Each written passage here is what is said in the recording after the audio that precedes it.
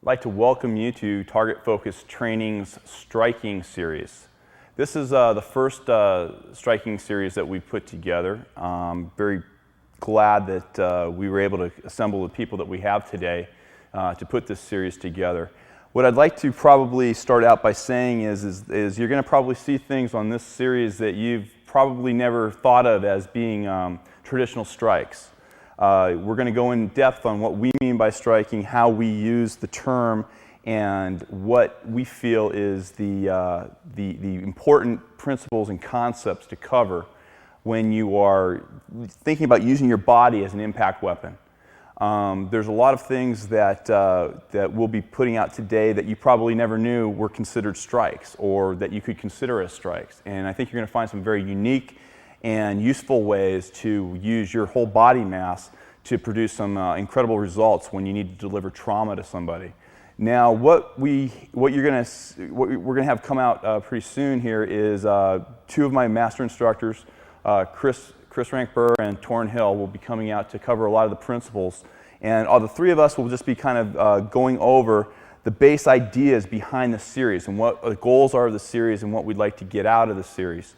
What I would like to do is make sure that you watch the principles video with the idea that without this information, the techniques really aren't going to make a lot of sense to you. We do go in depth in the techniques and we show you that, but again, if you only focus on the actual techniques that we're doing, then you're going to get no more benefit out of it than you do when you open up any sort of a martial arts magazine and just look at a technique. That's not what's being trained here. Without the principles, the techniques are worthless. We say this repeatedly every time we put out a knowledge product. It's even more critical in this particular product because I can guarantee you, I've seen everything that's out there, and what we put out today without the principles will really be a huge disservice to you. So please bear with us as we get through the principles here, and I think you're going to really enjoy this series. I'm happy to be joined in this series by two master instructors, Master Torrin Hill and Master Chris Rankburr. And what's great about Target Focus Training is it's not about one person. It's not about myself. Yes, you know, I'm the name that you originally see when you come out here, but we have a depth of knowledge in Target Focus Training that is unsurpassed. And I'm humbled that people such as these two great guys are, you know, willing to come and help us get this information out. They put an awful lot of work into the portion of the principles video that you're about to see here, and I really want you to pay special attention because it's rare when you have two guys with such expertise and such passion for teaching that can put this information out. Again, we're going to start with an overview of TFT and why we're here and what, you know, the ultimate goal is, and then specifically get into the striking portion of it. But I really hope you enjoy the beginning of the principles video. Thanks, Tim. Thank you. So the big question that we have to ask, and the one we're going to give you the answer to here, is what are we really doing here? What are we up to at TFT? What's that all about? The short answer is that it's teaching you how to use violence as a survival tool, period. So target focused training is the methodology, the training methodology we use to teach you how to use violence as a survival tool. TFT unto itself is not any kind of style or discipline or anything like that. It is simply the training methodology we use. The actual techniques that we're going to employ and the things we're going to show you how to do, it's just simply violence as a survival tool. And violence just wants one thing, really, and that is injury. The division in that injury, we're going to talk about that because it's somewhat arbitrary. We say obviously there's going to be a violent act, and we have to divvy it up somehow to say who's doing what job. In a violent act, there's going to be a guy who's doing the injury to somebody else, and there's a guy who's getting the injure. And the injury itself is going to be referred to as the effect state for a couple different reasons. The first of which is when a person gets injured, they're going to be getting a debilitating trauma, because that's really what we're talking about. We're not talking about hitting someone hard enough to make them sad or hurt their feelings. We're talking about breaking things in them. And when you do that sort of work, we're talking about debilitating trauma that requires some medical attention. So to really describe exactly what that means, we refer to it as the effect state. Because in the effect state, a person who's got an injury is not split in time. They're not doing one thing, oh, and by the way, I'm also injured. They're completely injured, and they're busy focusing on that injury. It might only be a couple of seconds, but during that period of time, they're in what we call the effect state. So as an example, Ron, if we can get you over here. So as an example of this, if I'm, let's say, kicking Ron in the groin, I'm going to rupture his testicles. If I'm kicking Ron in the groin, if I step in here and kick him in the groin, Ron's busy right now. So for a period of time, I actually have the ability to really do whatever I want to this guy. He's not getting ruptured testicles and thinking about being able to hurt me right now. He's not getting ruptured testicles and also trying to get up and run around. He's solely focused on that injury itself. So for this period of time, he's in the effect state. The other thing about that is, of course, spinal reflex. Right. There are a couple real special things about injured people. The first one, let me have Ron over here. The first thing that we need to know about injured people is, number one, they're helpless, period. A guy with a broken leg laying on the ground cannot do much to stop you from doing something else to him, like kicking him in the head. The other thing that's special about injured people, as Torin just pointed out, is this effect state. The idea that if I deliver an injury to Ron, and we've defined an injury already as something that's going to require medical attention. That can be kind of abstract, though. The way I want you to think about injury is that you're going to do things to his body that stop it from functioning normally. That's what's going to go down here. So we're not just tapping him in the groin so it hurts him. I don't care whether or not he feels pain. What I want is I want an injury. I want ruptured testicles there, or I want a crushed throat, or I want the eye out of the skull. These are injuries that are going to wreck how those things work. Okay? The throat isn't going to work for breathing, talking, or any of those things when it's crushed. The eye is not going to function normally for seeing if it's out of the skull. So we really want to think about, when we're delivering injury to this person, that you're going to do things that are going to change the functioning of his body, decrement the functioning of his body so it doesn't work so well anymore. And as a side effect of that, we want to do things to him that are going to require medical attention, like broken ribs, etc. But the other special thing, in addition to injured people being helpless, for this moment that Torin was talking about earlier, is the idea of that spinal reflex. And this very simply is the body's natural reflexive response to injury. And one of the easy ways that we can think about this that everyone has experienced is the touching something hot and having your arm reflexively retract for you. This is a spinal reflex. It doesn't take place in the brain. It doesn't take place by him choosing whether or not to do it. When I kick him in the groin, he doesn't get to choose whether or not to move into this body posture here. But rather what happens is I rupture the testicles, cause that injury. The signal is going to race up the spinal cord. When it hits a threshold switch in the spinal cord that says, we've received a really bad stimulus here. The injury is off the scales. This is more than just ouch, it hurts.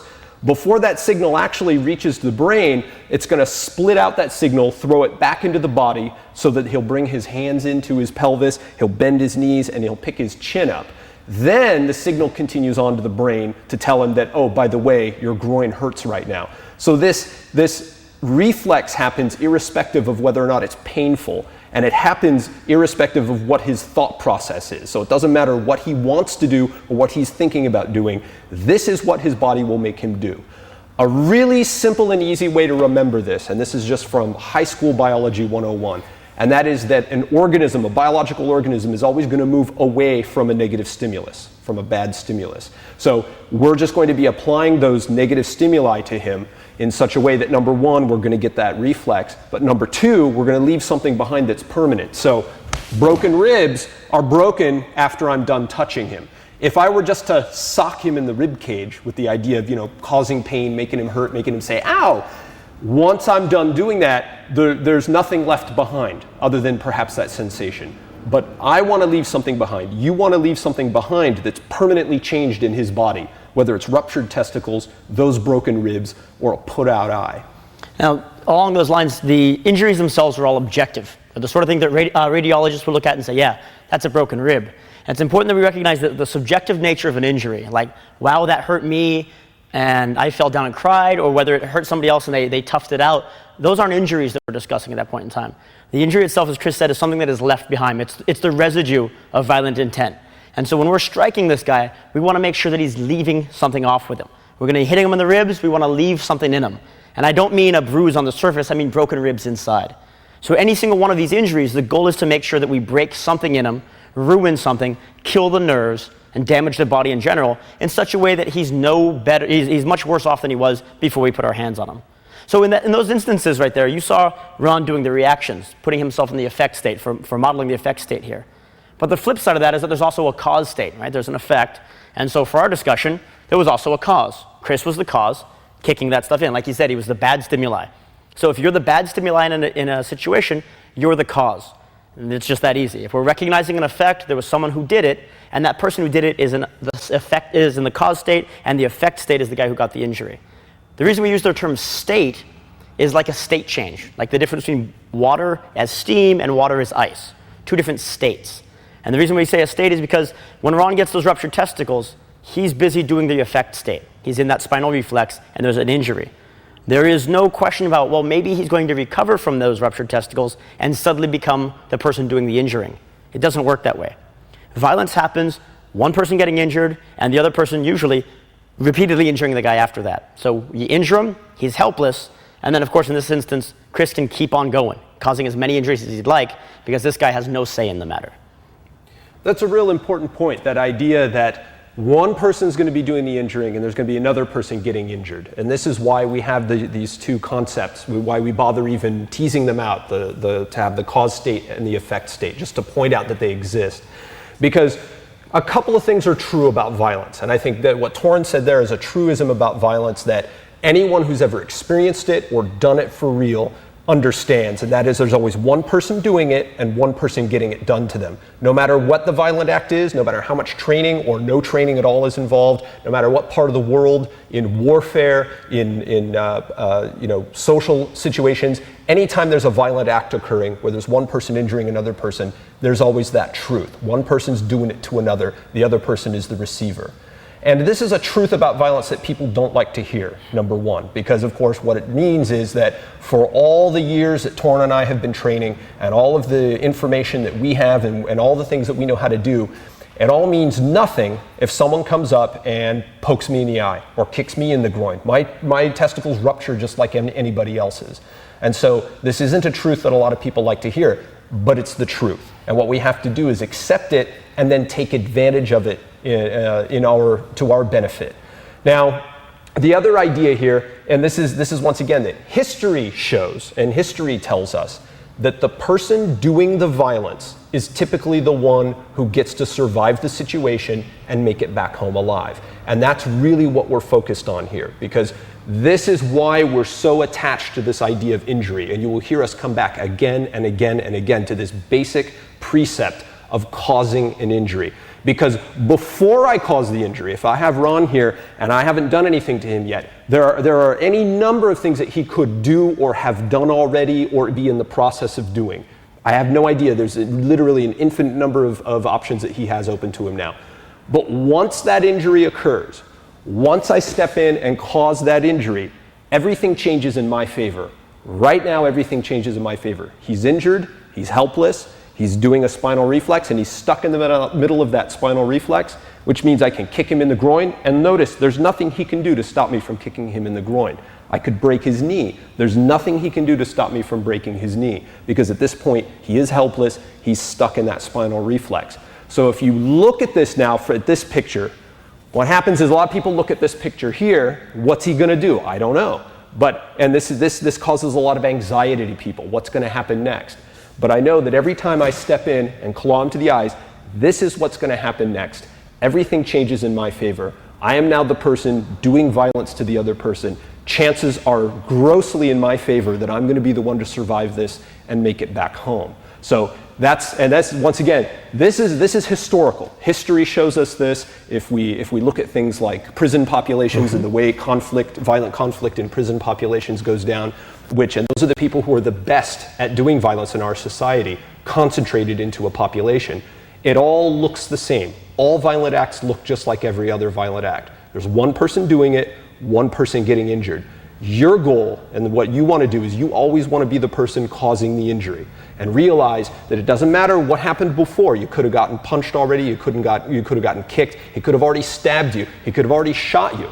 But until you cause that first injury, nothing's going to change in your favor. And once you do cause that injury, a debilitating injury that's going to require medical attention, everything has changed in your favor, and you are now in total control of the situation and can see it through as you see fit. I think an easy way to sum all that up that's really useful is that the best way to survive a violent situation is to be the one doing it.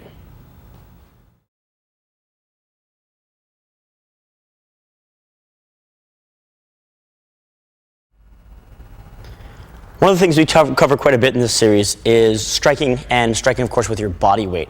That's going to be our main focus here. When we're talking about body weight, we use the term mass because it's the term they have in structural dynamics. And the idea being that you weigh a certain amount, gravity is always working on you. And the idea that you're going to use as much of that, or really all of that you possibly can in every strike. So when we're discussing mass, when you hear us referring to the types of energy, we're not talking about like energy like, lightning bolts coming out of your fingertips. We're talking about good old-fashioned physics energy, things called potential energy and kinetic energy. To really talk about exactly what that means, I'm going to go ahead and borrow Ron here. There is, right now, a lot of potential energy in Ron. Go ahead and lay down on the ground, Ron. Now there's very little potential energy in Ron. And really potential energy, an easy way to think about this, is the potential for Ron to create kinetic energy. Kinetic energy is what you see when you're getting a collision. So right now Ron has very little potential energy. Let's get you back up, Ron. He's generating potential energy as he rises up. Now let me have you fall. He just converted it to kinetic. And you've heard it as sound right here.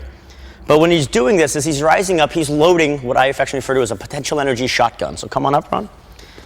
I've got a potential energy charge right now, and I can use it on Ron. When I step in and hit him, I'm using my potential energy, converting it to kinetic energy, and I'm hitting Ron.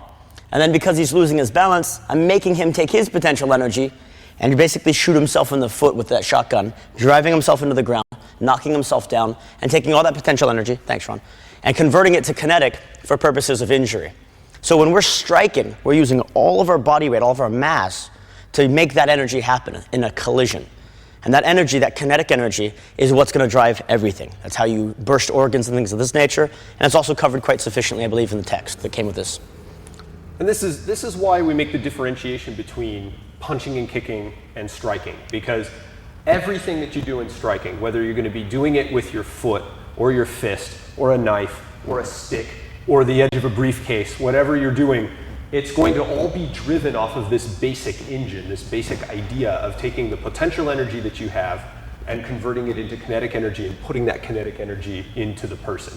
So another way to think about this, to look at this, is that it's essentially, as you saw Ron stood up, so he loaded potential energy because he has the potential to have the potential for kinetic energy to be generated from him falling in the gravity well. And this is really essentially what we're talking about, because anytime we're going to be striking people, the way you want to think about it is go back to that idea of taking the entire burlap sack of rocks and hitting them with it. So I'm going to use my entire body, and I'm essentially going to fall into them, because all we're really talking about when we talk about striking is essentially this sort of idea right here. Okay, so go ahead and get back up, Ron. And Ron, be a tough guy, right? You don't necessarily have to fall down. But what I want to show you here is, once again, so instead of me pushing Ron, because if I push Ron, then it's my musculature against his weight and inertia and mass. And if he weighs more than me, if I'm not strong enough to get this done, it's not going to work. But I can always just completely artlessly fall on Ron. No, you're a tough guy, Ron. So don't fall down unless you have to fall down. Okay? But the idea, all I want to show you here is that if I fall on him, I'm going to be moving him. I stayed still here, he got moved. That's me putting kinetic energy into him. Now, if I take that same energy and instead have a very small impact point on me and pick a small impact point on him, like a target, now all of a sudden I'm going to start breaking things, doing damage to him, causing those injuries we're talking about. So in mass, movement, and structure, we just talked about mass and body weight. We're going to talk a little bit about movement right now. And movement, for the most part, is penetration. Basically, us taking that mass and driving it to create that energy. So Ron, I'm going to borrow you. So we talked about how mass and falling, just using the gravitational constant, gives you energy. But obviously, I can't fall on everything. But we'll talk about that in a moment, too. I also need to drive my body weight in certain directions. Walking is an example. In walking, it's controlled falling. I go to take a step, my pelvis moves forward, past my foot, I begin to fall, and I just do that sequentially. It becomes walking when you do it right. Movement, for our purposes, is penetration, driving my body weight forward, using my back leg to propel myself and drive myself all the way through the man, using that energy to penetrate into his body and drive him off of me. So I'm going to be, let's say, taking a fist. If I step in here, this process right here of getting that energy, I'll take it easy on you, Ron. This process of pushing with his back leg here imparts that energy into my body, basically takes this potential energy, begins to drop, it's constantly dropping, and as I push it forward, I'm creating this energy to go ahead and cause that injury. and I'm going to be using my arm at this point in time. This is not the equivalent of me throwing my fist, because while yes, that is movement, it lacks sufficient mass. Even though the amount of speed that I can get out of my fist will be impressive, the actual mass behind that fist is decremented. So it's always better if I was going to go into the closet, pull out the stick, my whooping stick, I want to get the biggest stick I possibly can and swing it as hard and fast as I can. The only problem is the biggest stick I can possibly wield is my body weight, and it moves at a certain rate. It's a little bit slower than how fast I can swing my fist. So for me to get all of my body weight over there, I need to push it as hard and as powerful as I possibly can into this man, so I have the biggest stick swinging as hard and fast as I can into him. So for me to do that, I need to be driving in with my body weight to connect with the man, imparting that energy, causing an injury into his body by using my mass and moving it with penetration. So this idea of movement, really, if you want to look at it in very simple terms, all we're trying to get you to do is to step in. Because from out here, once again, I need to convert that potential energy to kinetic, and I do that over there, not over here. I need to get from here to over there. So if you want to think about it in just the simplest terms possible, all we're telling you is that every time you hit this guy, you need to be stepping in. So if I'm going to hit him, I'm going to step into him to strike him. Now, at the very least, we want you to step in so that you're at least even with his feet. At the very least, you're going to be putting your foot either between his feet or just off to one side. This is really the minimum that you're going to want to do to be able to get the forces you need to cause these injuries. But what we really would like to see is stepping through or past the man as far as you can to get what we call overrun, which is just simply where I'm going to go all the way through him. So rather than stepping to his feet here, which would be really the minimum to get that injury, to get the energy to get that injury and to injure this man, what we'd really like to see is stepping all the way through so that not only do I get that injury, but I also get a large displacement out of this guy. So I'm going to take his balance, he's going to be displaced, I'm essentially going to be standing where he was standing. And that, of course, gets us into the next problem, because obviously, if I'm doing this overrun, I'm driving my mass through the guy, stepping in as far and as hard as I can, he's going to be flying away from me or moving away from me most of the time as he gets injured. And this, of course, means that I need to keep a basic distance with him. I need to stay with the man. I don't want him to get away from me. I'm not going to strike him and let him fly away from me, but rather I'm going to step and step and step. So I'm going to step, and I know he's going to move away, and so then I'm going to step again, and then I'm going to step in again, so that I'm constantly keeping this nice, tight, close distance between the two of us. Because I know that if I hit this guy with my body weight, hit him nice and hard, injure him, he's going to move away from me, and I don't want to strike him away from me and have him stumble back 30 feet, but rather I want to be able to strike him repeatedly again, again, and again. Can I borrow Ron for 1 second? The distance that most people feel comfortable in striking is usually at arm's reach, or ideally a little bit beyond arm's reach, so that you're not in this guy's arm's reach as well. That's the ideal place for people to feel comfortable, normally. Quite honestly, it's not the ideal place to be as far as being effective. So for me to be at a farther distance where I can't quite reach Ron right here, and then for me to throw my fist in to try to get Ron, this is so that Ron also can't throw a punch at me. And that would be a great area if Ron wasn't totally and utterly committed to ripping my head off. Because if he also didn't want to get punched by me, or he is even concerned about being punched by me, he'd also keep his friendly distance, and then we'd be back to that idea of the duel, something that we're not really discussing here. Instead, I need to be as injurious to Ron as possible. Sorry, Ron. And for me to do that, I need to be as close to the man as I possibly can. You'll notice here that I have a 90-degree bend in my elbow. If I make a nice tight fist and I'm able to touch my partner with that elbow bend, this is my ideal distance. And so really, you're looking to be about a forearm's reach away. You can even be closer. I can be this close to Ron and still impart the necessary energy. I can step in between his feet, and as you'll see right there, I'm using my mass. I can bend my knees and begin to drop my mass as well. And I can power a punch with that as well. But the distance that I can be effective on striking Ron and causing these injuries is much, much closer than you'd like to imagine.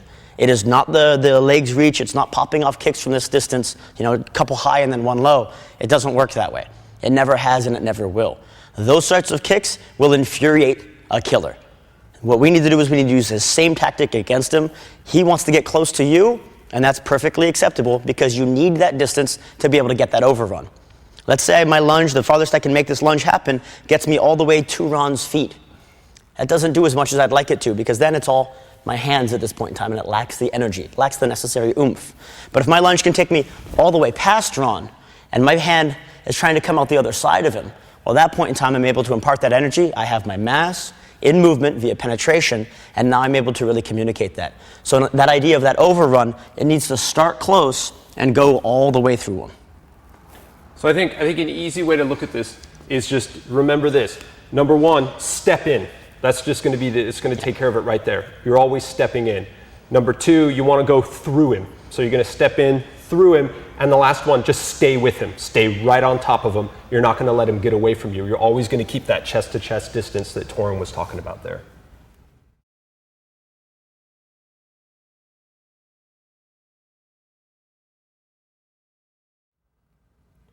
All right, so we've established that you need to generate kinetic energy using your mass. We've talked about that you need to be moving into the guy in order to strike him as hard as you possibly can. One of the last components here is to have the structure in your body to transfer that kinetic energy into the other guy in as inelastic a collision as possible. So let me get Ron out here real quick. I'll show you what I'm talking about, because of course that just sounds like gibberish until you see what we're talking about. And all I really mean here is if Ron and I stand toe to toe and I apply a force on Ron, what happens here is we get equal and opposite. So I put force into him, Ron moves away from me, but then I'm also propelled backwards away from Ron. And that means some of the energy involved in this whole affair is used to move me back away from Ron. And that's not what I want at all. I want for me to be able to stay still and for Ron to move. I want this collision to be one where he eats all the kinetic energy in the bad way, and I don't get any that moves me or takes me off balance, because obviously I don't want to be moving away from him. And we're going to do that by having structure in the body so that you're essentially braced for impact. That's the easy way to think about this. When we talk about structure, and in this sense, the gross structure of the body, I'm simply saying that I want to be braced for impact. In this case here, I'm not braced for that impact that I'm going to have with him when I run into him. Whereas if I step in here, and now my back leg is straight, my heel's braced against the earth, so now I'm braced for that impact. I don't get moved backwards off balance. I don't fall down, and he eats all of what I'm putting into him and takes it all away from me this way. This is all we're talking about. Now, once again, this structure is going to be transitory, because as we've already established, I want to keep moving and stay with Ron. So I'll only need that structure for the split second that I'm actually transferring the kinetic energy into him. So it's here, but now I'm stepping once I'm done, and then I have it again. And now, once again, I have that structure, so I don't actually move backwards. I'm able to move all of my body weight forward, and I'm braced for that return equal and opposite force that's going to come into me. And part of the reason for this is because, once again, to bring it back to the main ideal here, we're trying to cause injuries. And for a guy like me, I weigh about 155 pounds. For me to strike someone as hard as I possibly can, I need to use every ounce I have in every strike. So for me to do that, I'm going to need to do all of my mass, which means I need to be using my body weight as effectively as possible. I need to be moving as rapidly as I can with all that mass. And then on top of that, I also need to have structure so that I don't crease like a bad piece of paper when I hit this guy. I want to make sure that this strike happens to impart all that energy that I've generated rather than me simply bouncing off of a big guy.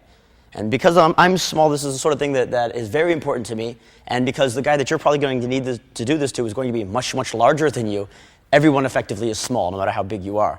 But I'll be honest with you, another situation here with structure, the reason why it doesn't quite make that much sense to some people is because it is not punching and kicking.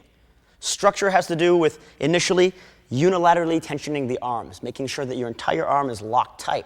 It does not have to do with propelling my arm out there. In point of fact, propelling my arm out there is the exact opposite to structure. And what I mean by that is to get my arm to move as fast as humanly possible. Let's say in a pitch. My goal is to move my shoulder first, then my elbow, then my wrist, and then my fingers. Each one of my joints in sequence all the way out. Now, that'll make my hand move as fast as I possibly can. However, when it gets there, I'm smacking Ron, and I'm not going to be able to hit him very hard. If I have that as a fist and I hit him in the head, my hand will come right off of his head because it lacks structure. It has a lot of movement, but very little structure. On the opposite side of that, if I go to make a fist, I lock my fingers down, and then my wrist down, then my elbow, and my shoulder, and now I have the most structure humanly possible. I'm using all of these joints in sequence in the opposite direction to create structure. So what does that mean? It means that they're on the opposite end of the spectrum. I can have as much movement as I want at the cost of structure, or I can have as much structure as I want at the cost of movement. But here's where our previous discussion comes into play. If I have as much structure as I possibly can in my upper limbs, and I use my lower limbs to move myself, then I don't need to throw that arm. I can keep as much structure as I possibly can in my body, use gravity and the use of my legs to impart my energy into this guy, creating that movement. And then I also can apply structure into my body by dropping into these stances, the sort of things that we've talked about before in the leg dynamics, to help me get structure in the lower body as well. All of these things together, thanks Ron, all of these things together create a structure for imparting that force. Because as Chris pointed out, if I just hit this guy like this and my foot is up and my knee is bent, as I go to hit this guy, the opposite and equal reaction is going to come back into me. And as it comes back into me, it's driving me back down. And if I don't have this leg down correctly, I'm losing my balance backward. Ron ain't going anywhere. So that's part of what's going on. We've also used the term elastic and inelastic. And what does that mean? It has nothing to do with rubber bands, really. An elastic reaction is where I hit the man, and I retain part of my kinetic energy, and my hand comes back. We cover this quite a bit in the book. My hand coming back off of the guy means that I didn't put it all into him. If I'm hitting him with a stick and I pull the stick back out of the strike, I'm not putting everything I have into him. Whereas if I step in and hit this guy, and all of my energy goes into the guy, all of my kinetic energy gets imparted into this man, he eats it all. And my hand stays there and stays with him, constantly applying the force. Well then, quite honestly, that's considered about as inelastic a reaction as you can generate. And that's our goal. Thanks, Ron. My goal is to hit this guy, put everything I have into every single strike, meaning I'm going to leave it in there and push all the way through, and then I'm going to put the next one on him. Because hitting him, pulling my fist back like this, is just going to make him mad. But stepping all the way through and putting my fist through him is going to knock the wind out of him. Injure his liver, break a rib. That's our goal. And so as you can see what we're doing this, I'm driving in, and at the point of impact, I need to have some level of structure. I've got my mass, I've got my movement, and now I need some way to put it into him.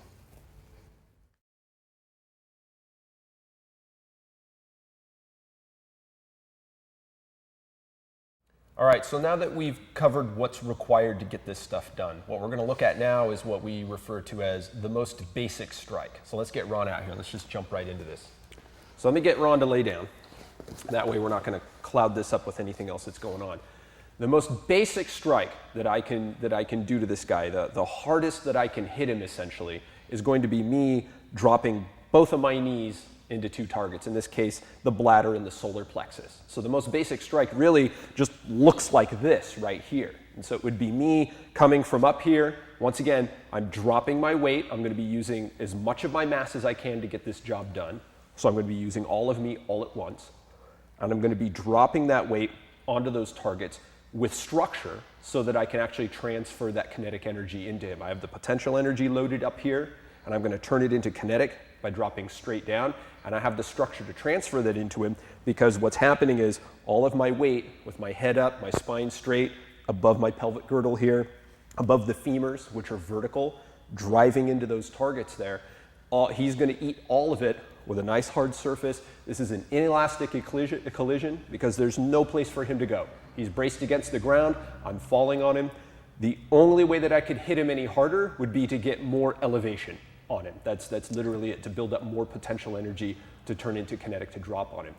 Now, what's so important about this idea of the most basic strike is that we're really going to be looking at how we're striking in every other application in terms of how it compares to this most basic strike right here. That's why we call it that.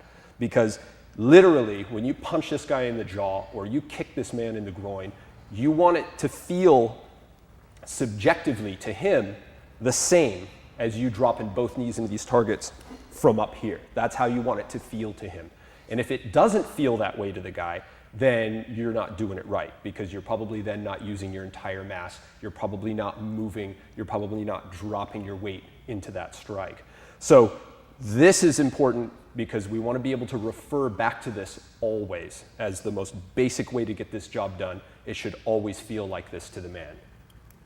When we're talking about this most basic strike, one of the reasons why we refer to it as most basic is because there's essentially nothing that you can do wrong on this one, besides obviously falling down on your face. In this most basic strike, my goal is to use all of my energy. So I'm going to actually put my legs together here. I'm going to make it a little bit worse for Ron, because I'm going to try to target just all of my weight on one target here. So I'm just dropping in, let's say, to his solar plexus like this. The reason why this is important is because there's no way for me to put brakes on. I'm using all of my energy into this one spot as hard as I can. I'm dropping it all entirely onto Ron. I'm going to go ahead and light up on Ron here so you can breathe some. So when I drop down on him, I'm going to use all of that. I have the structure, I have movement, my drop, and I can't go any faster. There's just no way to yank yourself down into the ground any faster. Gravity's working on you. It does a great job. It's always on, and it's going to be the thing that's giving you that force, that power. The other nice thing is it's brainless. You don't need to work at it. You're always going to fall down as soon as you give up on the structure part here. So as soon as I buckle my legs and I begin to fall, I can use that to my benefit. So the most basic strike gives you perfect use of mass because you can't suddenly weigh less while you're falling. It gives you all the movement you need because you're going to be falling hard enough to injure another human being. And on top of that, it gives you great structure as long as you keep your head over your pelvis, over your knees. Because as you drop here, so as I drop here like this, I'm going to be striking into the man, knocking the wind out of him, and breaking ribs, doing whatever else it is that I need to do. If I jump up in the air, like Chris said, I can get more energy by falling from a greater height. But I can't get any more energy from where I am right now. Driving into the man, falling at him more rapidly is going to be caused by going faster, jumping off of something else. And that starts to get a little bit silly at a certain point in time. But my goal in doing this stuff right here is to have the most basic strike, being that, like as Chris mentioned, having that force, the subjective perception of that force, consistent across all the other strikes that we're going to be doing. Thanks, Ron.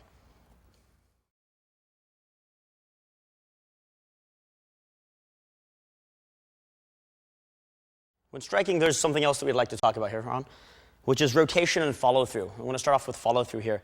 When I strike somebody, and I put all that energy into him, we've got all the things we talked about. We've got my mass, we've got my movement, I've got my structure here, and Ron starts to go away.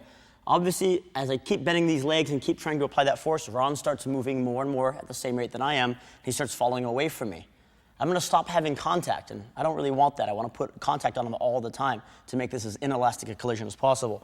So when I connect with this guy and he starts going away, now is the time that I can start to use my musculature to push on the end of the punch. Because quite honestly, if I use just my musculature, I don't have the structure necessary or this arm strength really to drive the man away. If I just do this, it's not going to work the same way.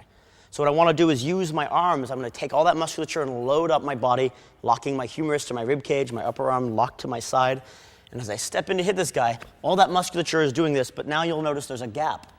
That gap I can fill by using my arms. So now I can connect with the guy this way and then push at the end, and now I'm doing a classic punch.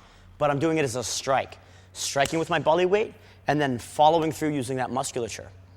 The other thing that we're going to talk about a little bit here is rotation as well. So Chris, do you want to? Right, but first, actually, a couple things I want to mention about that. It's real important to understand this distinction, because I think it's very important, and that is the difference between using my musculature to drive the strike, because what's really going to drive the strike, as we've covered, is my body weight dropping. That's what's going to drive the strike. Then I need the structure to put the energy into him. So on the front side of this strike, on the part of this strike where just before I hit him and when I actually do hit him, I want to use my musculature to lock down my structure. That's all I'm going to use it for. Now, once I've injured him, so I've stepped in and I've hit, and I have this structure, I use my musculature to hang on to this structure and have it feel like he's getting hit by a concrete-filled steel post. Now what happens, as we covered in the idea of injury and the spinal reflex, is that as those ribs break, he wants to move away from me. So we have two things going on here. One is I'm putting kinetic energy into him, which is going to accelerate him away from me. And the other thing that's happening is he's going to use his musculature to try to pull himself away from me, because the body's always going to want to move away from that bad stimulus. So once he's moving away from you, now you're free to use your musculature to push. This is the big idea we're talking about with follow-through. Because, once again, if this guy weighs more than me, if I come up and try to push with the arm, it's just not going to work the way you want it to. You're just not going to get the effect you want. But if I'm pushing on a guy who's already falling away from me, that's a very simple thing. And then what happens is you're just accelerating him away from you more, so you can put even more force into him for a knockdown, which we'll get to in a little bit here, or to drive him away if that's what I want to have happen. But the big idea here is that I'm going to follow all the way through once he's moving away from me. I'm not trying to push on him to move away from me. What makes him move away is the fact that I broke his ribs. That's the basic idea here. So you need to cause these injuries to get what you want done. So you're going to use your musculature to hold that structure for the first part of the strike. And once he starts moving away, now I can follow through by straightening my arm out and help him get the rotation I want out of him, move him to wherever it is I want to move. Like the example Torin gave earlier, the strike to the side of the neck. I'm going to strike him in the neck with all my body weight. And what's going to happen here, because I'm using my musculature to hold my arm rigid, lock my shoulder in, and I'm really hitting him by bending that knee and dropping my weight into him. Now, once I crush the side of his neck here, his body will begin to want to pull away from that. And as it does, then I will just follow through. And this is an effect that you normally wouldn't get just by hitting him in the side of the neck. You only get this effect with the follow through. Thanks, Ron. But the important thing to remember here is that I'm only going to follow through and I'm only going to push on this guy once he's already moving away from me in response to the injury. Really simple way to think about the difference between those strikes. In follow through, you're knocking the ball out of the park.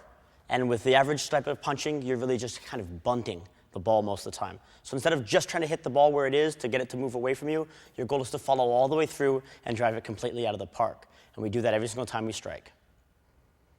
Then we can also now talk about rotation.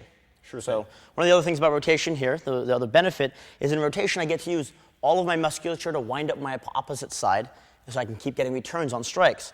So I'm going to be working, let's say I'm just going to work right and left here. I'm going to back up a little bit, give Ron some room. I'm going to work right and left. I'm going to step in and strike with my right to his spleen, and I get a wind up on my left-hand side over here. I get all my structure and everything else I need. I'm then going to transition and use my weight on a return.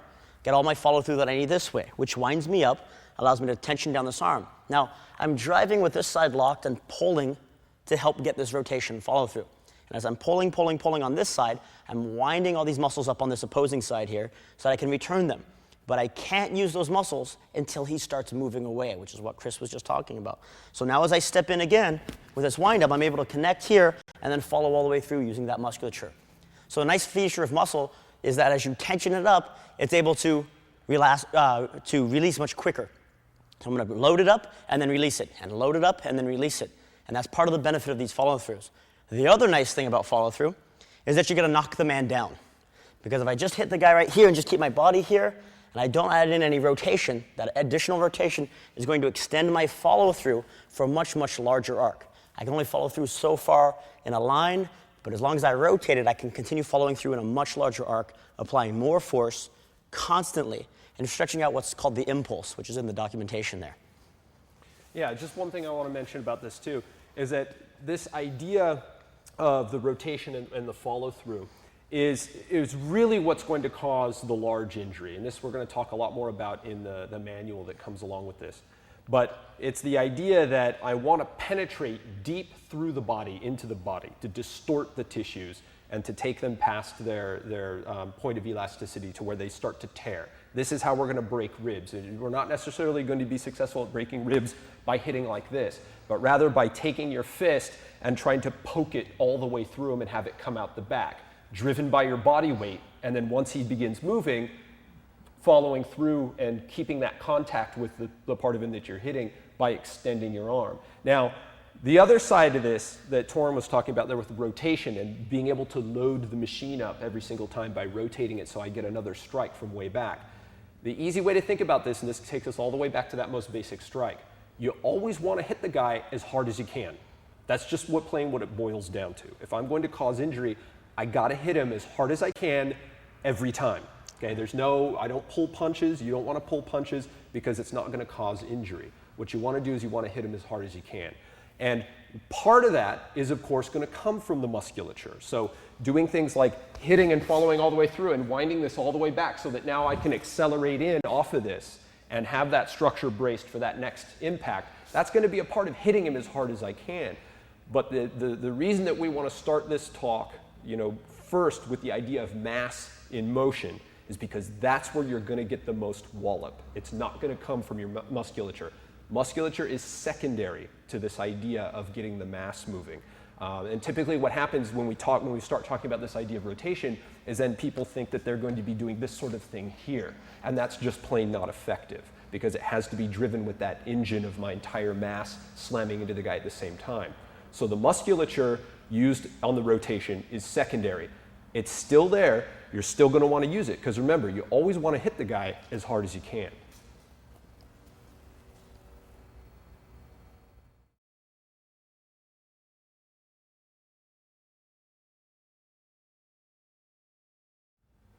Now we're going to talk about knockdown. And knockdown is quite simply showing you the trickery involved in making sure that every strike you do knocks the guy down, if that's what you wish to do. Or conversely, if there is one particular time in the engagement with this man that you want him to go to the ground, we're going to show you how that works so that you can make sure that striking him will put him on the ground every single time without failure.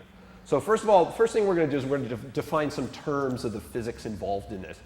And balance is the key issue here, because obviously if he loses his balance, he falls down. And balance is a function of keeping the center of gravity, which is somewhere between the hips in a person that's standing up, and keeping that center of gravity over the base. And his base is going to be the area that's just defined by his feet and between his feet. And so balance here is as long as he can keep that center of gravity over that base, he's in balance and he's standing up, he's not falling down. But the moment that center of gravity moves outside of that base, so the moment that center of gravity moves beyond where his feet are, he's going to lose his balance and begin to fall. And we're going to show you how to take advantage of that. Thanks, Tris. So actually, Ron, if I can have you lay down right now, I'd like to point something out. The other thing that's interesting, Ron's center of gravity is roughly still in his pelvis. However, now his base is massive. He has exceptional balance right now. And so obviously it's very hard to knock a man down with a base this large, but hey, your job's already done. You don't have to. He's down on the ground. But as Ron gets up in transition, each one of these, let's go a little bit slower, Ron. Right there, Ron's got a different base. So let's come up and stop right about there. Ron has a different base now. A base is described as anything in your center of gravity that's between you and the earth. So when Ron was laying down, it's his whole back, and now let's get you all the way up, Ron. And now it's just Ron's feet. And the feet are very small compared to the back itself. So the body's come up with these really great reflexes. The great reflex is to move your foot so that you can enlarge your base or change your base as your center of gravity moves. So if I go like this, Ron takes a step back. And as Ron takes that step back, it's to change his base, because if his foot was where it used to be, obviously his center of gravity would be outside of it and he'd be falling down. And 9 times out of 10, that's not great. Most people don't want to fall down on concrete, and so they're going to do their best to move their feet. But we can take advantage of this. We can drive his center of gravity down lower than it is right now, past his base, in such a way that it's impossible for him to take a step without falling down. So in the process of him actually trying to protect himself, he's going to fall. And if he doesn't try to protect himself, he's going to fall. So 100% of the time, I can knock a man down predictably by exploiting the relationship between his center of gravity and his base. So let's look at that exactly. If Ron, let's get you to turn to face the camera here, Ron. Go ahead and lean your pelvis out as far as you can that way and don't fall over. So notice Ron, now his center of gravity is out well past his base, right? Because it's in his hips. But you'll notice that his center of gravity is completely over the top of his feet. Well, actually, it's mostly over that foot. As his head leans over this way, he's able to balance himself. The center of gravity moves outside of the pelvis. I'm going to hang onto a belt loop here, Ron. Now go ahead and straighten up your torso over your hips over there. Now Ron's in perfect balance because I'm holding him up. As the system. But as soon as I let go, he starts to fall. So my job in hitting someone to knock them down is to take their entire body and really work on their center of gravity here and move that out past their feet and down. And the down part, the earth's going to help me with it. It's part of gravity. But if I just push a guy's center of gravity back, his head's going to tend to go forward. And he's going to tend to right himself by moving that center of gravity out of his pelvis and back over his feet by compensating with the upper torso. So now what that means is I need to hit Ron in such a way that his pelvis will move back and his upper body will move back and his feet stay where they used to be. So let's go ahead and make that a reality, Ron. What I'm saying here is that I want to step all the way inside. I'll do this with the other foot so I can look at the camera. I want to step all the way inside in such a way that it starts to move his pelvis back. When I do that and I move his upper body, I can drive in such a way that I can knock Ron down consistently every single time. Let's do it again, Ron. One of the things I'm doing is I'm setting my foot first, setting my foot all the way through him, so as I come into position, it makes Ron move. That's the first portion of this. Overrun, driving all the way through a man, is the primary portion, that penetration, that's going to knock this man down. On top of that, I'm also going to use rotation. So we have penetration and rotation to knock this guy down. I want to make sure that my foot's all the way through him so that I have a sufficient distance to go. If my contact point is with my foot up in the air right here, I'm most likely going to be out of balance as we drive forward. So I want to hit this guy with my foot touching before I actually make that contact. And that initial foot down is going to help me keep my balance, to establish a base for myself so that I can take him off of his. So as I step in here, I'm driving with all of my body weight, body checking the man, throwing all of my mass into the system here. That's going to start to bump him, move his pelvis off of his feet. Let's get this foot back where it used to be, Ron. There we go. start to move his pelvis off his feet, and now you'll notice Ron has to move his foot without falling down. And that's the secret here. All I need to do is accelerate him before that foot comes up and moves, and he's getting dumped every time.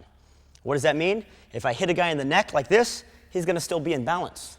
But if I hit a guy in the neck like this and move his center of gravity, he's going to fall down every time. There's nothing he can do about it. It's predictable. It works consistently. And I'm going to do it a couple different ways now. That also means for me that if I'm hitting him, let's say from the back here, where I can move his pelvis to where Ron has to take a step, all I need to do is hit it in such a way that I'm pitching his upper body and his pelvis forward off of his base while I drop my weight. By my dropping my weight, you can see it in this knee bending here. As my weight drops vertically, I get a 45-degree angle, as discussed in the documentation here, that drives Ron down towards the floor. Let's get you up, Ron. Anything you want to add to that? Yeah, absolutely. So the trick here is to make sure that you have that down vector through him. Once you get him accelerated away and you're moving that pelvis, that you actually have a force coming down at an angle. Because once again, as we've established, if I just simply move him laterally, he adjusts because the body has built-in reflexes to keep that balance. We call it walking, to make sure that when he feels himself falling, he moves that foot around behind. And the trick, as Torrin said, is to make sure that we have a downward acceleration at the same time so that he can't get that foot back there. The easiest way to look at this would be like to strike the hip. If I come in and strike the hip, his pelvis is moving downward. He can't pick his foot up and move it back because all of his weight is getting pushed down on that foot. Now, if I'm too shallow, if I don't have that down vector, come over here, Ron. If I don't have that down vector on, then I don't get a knockdown. If I hit to the side of the neck, but I only have that lateral force, he's not going to go to the ground because what happened there was he was accelerated away from me, but at such a rate that he was still capable of getting his foot out and under him. So I need that down portion of the vector as well. So I've got the lateral part where I drive in with my weight, and I'm going to get the vertical portion of that by bending my knee so that my weight is actually dropping down. So I want to make sure that that happens in such a way that he's incapable of getting that foot out there. Now this means that you can get knocked down. When you understand those basic rules of physics and how balance works, it means that I can knock him down literally with a strike anywhere if I so wish to knock him down. I can punch him in the ribs here, and as long as my vector on the end of that, and this is once again that follow through we talked about earlier where I'm going to use the musculature, as long as that follow through has that downward component, and the downward component is at least 45 degrees or a little bit lower, I'm going to be able to accelerate him and move his center of gravity out beyond his base faster than he's capable of getting a leg out there. And even though I said the word faster, it's not about speed or going fast, it's about making sure you have the proper angles for these things. So this really opens it up because now if you want to knock the guy down, you can knock him down reliably with literally any strike to any target as long as you have that downward vector in there and you understand what you're doing. Notice also that this only works with penetration because I'm not going to be able to get this done by not penetrating. If I stay out here and I try to just use my muscles, I try to push on it, I'm not going to get the effect. The only way this works is I have to have that penetration. I have to be driving through. So the easy way to think about this is I need to drive through the man, but then I also need to have a downward component on the follow-through part. If I don't want him to fall down, I don't have a downward component. I can punch him here, and if the follow-through is lateral that way, he's not going to fall down. And this can be useful tactically if for whatever reason I need to keep this guy up, whether it's to keep him between me and another guy, or whether it's because there are more things I want to do to him while he's standing up. But then it opens up the possibilities for you because if I need him to lay down right now because I need to be done with him and out the door, or done with him and into his accomplices, I can reliably every time put him on the ground. What's great about putting the guy on the ground is all the extra free injuries that you're going to get out of that one strike. So I hit him once in the side of the neck and caused that injury. I'm also probably going to get a sprained or broken wrist, maybe both of them. I'm going to get a possibility of a dislocated shoulder, good possibility of knocking the wind out of him, and an even higher probability of getting head trauma, so a concussion or an actual skull fracture. So that's a lot of free injury for me to get from a single strike. And this is how it can be useful to you, because if I want to make sure this first guy lays down, I hit him once, he gets 4 injuries, he's down for the count, I can be right into the next guy right on top of that. Let me borrow you one. There's another benefit here, which is, as Chris mentioned, that let's say I'm hitting this guy a couple times. I've broken his ribs this way, bruised his kidney this way, And now I decide, you know what, I need to be finished right now. At this point in time, I can drop the guy. So I don't want it to appear that every single strike's always the first strike is the one that knocks him down. All I need to do at this point in time is hit him in such a way that his center of gravity moves past his base with a down vector, and the guy will fall every single time. And that's all I need to do. Thanks, Ron. As I do this, as I apply this force, I'm actually get you to stand over here for me. As I do this and apply this force, I can use him to keep him up right here between Chris and myself. I can be striking him, breaking him, and injuring him. And then if I want him, as I pull my sidearm like this, I can go ahead and get Ron out of my way, but Ron's still up. Or I can go ahead and drop him and get Ron out of my way, and Ron's down, and now I've got everything I need to do. So tactically speaking, as Chris mentioned here, you can use this to put people on the ground and keep them there, and put them there whenever you want to. So it's your decision, your timing. It can be every strike, it can be every other strike, but you now know the tool, by pushing that center of gravity out past the base, how to knock a man down every single time.